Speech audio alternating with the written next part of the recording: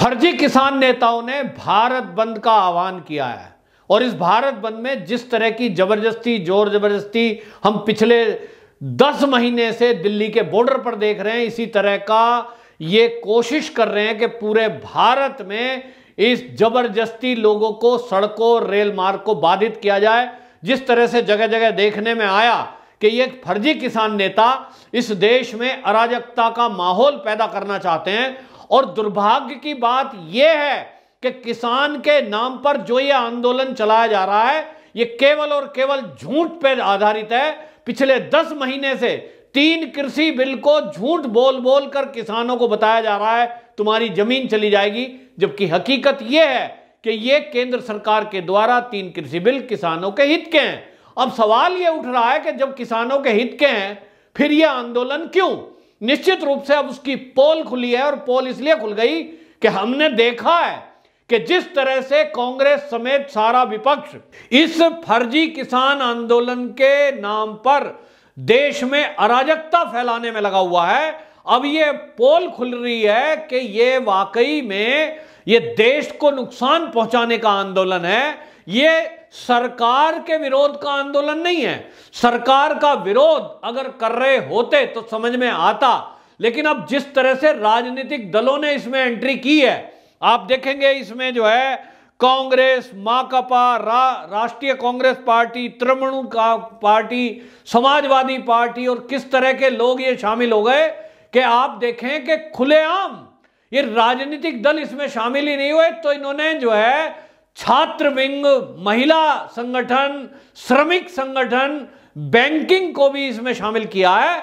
ये जता रहा है और ये बता रहा है कि भारत का जो विकास हो रहा है, जो मोदी सरकार जो अपने विकास के रथ को लेकर के और $5 ट्रिलियन इकोनॉमी बनाना चाहती है, ये इस देश के विपक्ष को पच नहीं रहा। अब उनको लग रहा है कि मोदी का ये रथ जो है कैसे रोकें, मोदी की विकास यात्रा को कैसे रोकें। तो मोदी के विरोध में वो जैसा मोदी जी ने कई बार कहा है कि कई बार ये मोदी का विरोध करते करते देश के विरोध में उतर जाते हैं, वो बात आज सही साबित होती दिख रही है। आप मोदी का विरोध करें, आप सरकार का विरोध करें, लेकिन जिस तरह से देश के संसाधनों की बर्बादी ये हो रही है, 10 महीने से लगभग दिल्ली के जो बॉर्डर घेर कर ये लोग बैठे हैं, करोड़ों रुपए का उससे नुकसान हुआ है, उद्योग धंधे चौपट हो गए, लोगों की नौकरियां चली गई। और आज जिस तरह से ये सड़कों पर और रेल मार्ग को बाधित करके ये किसान नेता बैठे हैं, इससे निश्चित रूप से किसी का भला होने वाला है क्या? बच्चों का स्कूल बंद करा दिया गया, बैंकिंग सेक्टर बंद करा दिए गए, स्कूल मार्केट को जबरदस्ती बंद करने में छुटपुट हिंसा भी हुई है। जो लोग ये कह रहे थे कि हमारा तो ये शांतिपूर्वक प्रदर्शन है, ये हमारा बंद शांतिपूर्वक है, तो शांतिपूर्वक तो लोग मर्जी से करते हैं। क्या इस देश के नागरिकों की मर्जी है कि ये फर्जी आंदोलन का सपोर्ट करें? कोई सपोर्ट नहीं कर रहा, किसी की इच्छा नहीं है। मेरे आसपास में मेरे दोस्तों से, जो मेरे आसपास की मार्केट है, मेरी उन लोगों से बात हुई है, वो कहते हैं साहब हम क्यों बंद करें, हमें पता है कि सरकारें जो है ये किसानों के हित में काम कर रही है, पूरे देश में विकास हो रहा है। और योगी सरकार उत्तर प्रदेश का आप उदाहरण ले लें कि ये योगी जी को घेरने की कोशिश कर रहे थे, जहां से राकेश टिकैत आ रहा, गन्ने के रेट बढ़ा दिए, एमएसपी खाते में चली गई। ये केंद्र सरकार की नीतियों के कारण हो रहा है, लेकिन इनको ये नीतियां अच्छी नहीं लग रही। असली बात कुछ और है, इस देश का विपक्ष ये बौखलाया हुआ है कि मोदी को रोकें तो कैसे रोकें। मोदी रुक नहीं रहे, सारे सर्वे कह रहे हैं कि मोदी जी की लोकप्रियता दिन पे दिन बढ़ती जा रही है। अभी जिस तरह से यूएन में उनका उद्बोधन हुआ, उसको लेकर विश्व पटल पर एक कद और बढ़ा नेता का, मोदी जी का कद बढ़ा, तो उससे ये कांग्रेस समेत सारा विपक्ष बौखलाया हुआ है कि 2024 का जब चुनाव आएगा उसमें तो फिर से ये नहीं आएंगे। फिर से जब नहीं आएंगे तो खाने पीने को नहीं मिलेगा, खाने पीने को नहीं मिलेगा तो इन राजनीतिक दलों का क्या होगा? कांग्रेस तो आज बिल्कुल शून्य होने के कगार पर आ गई है। हालत यह तक आ गई कि प्रियंका गांधी की उत्तर प्रदेश में सभाओं की घोषणा हो जाती है कि मेरठ में आएंगी, फला जगह आएंगी, शेड्यूल तय हो गया, वो सभा कैंसिल करनी पड़ी। क्यों? लोग नहीं मिल रहे। उत्तर प्रदेश में उनकी बात सुनने के लिए किराए पे भी लोग आने को तैयार नहीं है। तो किराए पर भी जब नहीं आ रहे, उत्तर प्रदेश की हालत खराब है, पार्टी टूट रही है, जहां एक तरफ हमने देखा पंजाब में असंतोष, फिर राजस्थान में असंतोष, और जितिन प्रसाद शर्मा उत्तर प्रदेश में जो 3 पीढ़ियां उनकी कांग्रेस में काम कर रही थी, कांग्रेसी थे, आज वो बीजेपी में आ गए, तो कांग्रेस खत्म हो रही है। अब कांग्रेस खत्म हो रही है तो उसको लग रहा है कि अब क्या करें, तो जैसा पहले से करते आए हैं। 60 साल इस देश में कांग्रेस ने क्या किया है? फूट डालो और राज करो, अंग्रेजों से सीखा उसने। तो यहां फूट डालनी है तो फूट डालने के लिए कुछ झूठ बोलना पड़ेगा, क्योंकि सत्य के आधार पर आज की डेट में भाजपा शासित राज्यों के विरोध में आप लोगों को खड़ा नहीं कर सकते, केंद्र सरकार के विरोध में खड़ा नहीं कर सकते, और इसलिए झूठ फैलाओ। तो चीन आधारित टूल किट पर कांग्रेस काम कर रही है।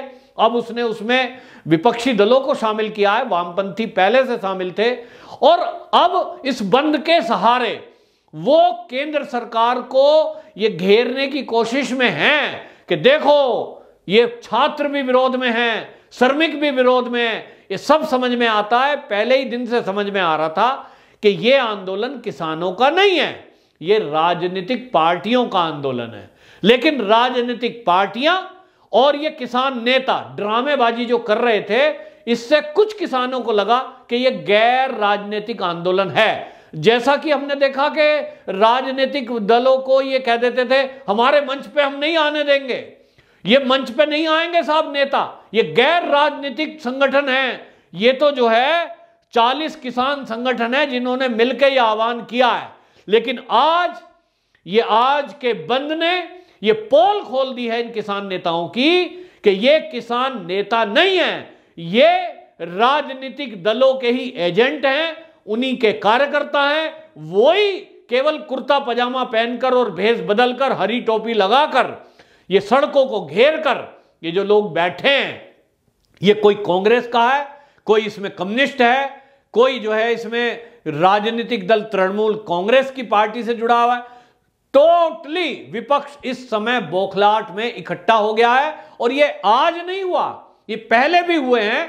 कोई लोग पूछते हैं ये दिल्ली में मुट्ठी भर लोग बैठे हैं सड़क रोककर, बॉर्डर खुलवा क्यों नहीं देती पुलिस? 50 आदमी तो हैं, मारो लट और भगा दो। ये इतना आसान होता तो दिल्ली पुलिस और यूपी पुलिस कब का ये बॉर्डर खाली करा दिया होता, 10 महीने ना गुजरते।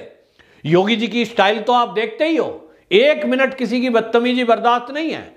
लेकिन अगर सरकारें ये बर्दाश्त कर रही हैं तो वो पहले से सरकार जान रही है, उनके पास इंटेलिजेंस इनपुट है कि ये आंदोलन मुट्ठी भर किसानों का नहीं है, किसान आंदोलन तो है ही नहीं, किसान इसमें शामिल है ही नहीं, ये केवल राजनीतिक दलों का आंदोलन है, जो आज सिद्ध हो गया है। जिस तरह से राजनीतिक दलों के कार्यकर्ता इस आंदोलन में, और वो पहले से भी थे, 26 जनवरी का जो लाल किला कांड हुआ, क्या उसमें किसान थे? निश्चित रूप से नहीं थे। क्या ये जो बॉर्डरों पर बैठे हुए हैं ये क्या किसान है? निश्चित रूप से नहीं है। ये पार्टी आधारित कार्यक्रम है, और ये केवल और केवल उत्तर प्रदेश का चुनाव जो आने वाला है 2022 में, योगी जी को रोकने के लिए, मोदी को रोकने के लिए, ये केवल और केवल एक फर्जी आंदोलन खड़ा किया गया है, जिसकी पोल आज इसमें खुल गई है। क्योंकि आम जनता का कोई भी समर्थन, लेश मात्र समर्थन इस आंदोलन को नहीं है। आम किसान कोई इस संगठन में साथ नहीं है, क्योंकि किसी की कोई शिकायत हो तो कोई बात करे। अरे उत्तर प्रदेश के किसानों को एमएसपी पे दाम मिल गया, गांव गांव में विकास हो गया, और एक गन्ने की मांग थी उसको लेकर 25 रुपए एकदम बढ़े हैं। जो किसान ये कह रहे थे योगी जी बस 5 रुपए बढ़ा दें तो हमें खुशी मिल जाएगी कि कुछ हमारे लिए रेट बढ़े, जबकि योगी जी के जो काम है उससे तो पहले ही उत्तर प्रदेश का किसान खुश है। तो अब 25 रुपए एकदम बढ़ाए, इससे किसान बिल्कुल खुश हैं। और जिस तरह से मुजफ्फरनगर में हमने देखा कि जहां महापंचायत के नाम पर किसान इकट्ठे हुए, राकेश टिकैत और बाकी किसानों ने, वहां किसानों की कोई चर्चा नहीं करी, केवल योगी हटाओ मोदी हटाओ। तो इनका एजेंडा बिल्कुल क्लियर था, क्लियर है। और अब आगे ये पोल खुली है पूरे विपक्ष की, ये समझना होगा। और अब सरकारों को वाकई में ये इनके खिलाफ सख्ती दिखानी पड़ेगी। ये किसानों के वेश में ये किसानों को भड़काने के लिए स्पेशली इसी तौर पे बैठे हुए हैं कि जब भी कभी बल प्रयोग हुआ तो ये सरकार को ये कहकर घेरेंगे कि किसानों पे बल प्रयोग किया गया है, जिस तरह से हमने करनाल हरियाणा में देख भी लिया। तो वाकई में ये प्रयोग करके देख रहे हैं, ये प्रयोग किया जा रहा है चीन के द्वारा। लेकिन इस देश की जनता जो समझ रही है, वो चुनाव जब भी आएंगे देश के विपक्ष को इसका करारा जवाब देंगे कि आपने अपने स्वार्थ में, अपनी राजनीति के चलते देश की जनता को परेशान किया था, देश के संसाधनों को आपने तोड़फोड़ की थी और परेशानी की थी। इसका एक ही तरीका है कि तुम सत्ता से बाहर ही रहो, क्योंकि देश को प्रेम करने वाला, देश की तरक्की करने वाले लोग सत्ता में रहने चाहिए। देशद्रोहियों का, देश के विरुद्ध ये षड्यंत्र करने वालों का इस राजनीति में भारत की अब जगह नहीं है, क्योंकि बहुत नुकसान पहले ही देश की आज़ादी के पहले और उसके बाद में हो चुका। अब देश की जनता सहन नहीं करेगी। वंदे मातरम।